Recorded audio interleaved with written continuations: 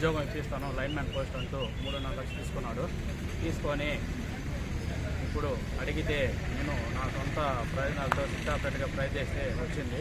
అప్పుడు అడిగితే నీకుంది ఆ ఉద్యోగం కూడా తీయాల్సనని బెదిరించి భయపెట్టేవాడు.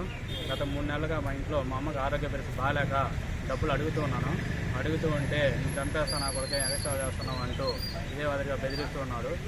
కాబట్టి మన ఫోర్ట్ టౌన్లో సిఐ గారికి ఒక అర్జీ రాసి, సార్ నాకు ఇలా ప్రాణహాని ఉంది, నన్ను ఇలా బెదిరిస్తున్నాడు, మా ఇంట్లో ఆరోగ్య పరిస్థితి బాగాలేదు, 3.5 లక్షల రూపాయలు డబ్బులు తీసుకున్నాడు, నా ఎందుకు న్యాయం చేయాలని సిఐ గారికి చెప్పడం జరిగింది.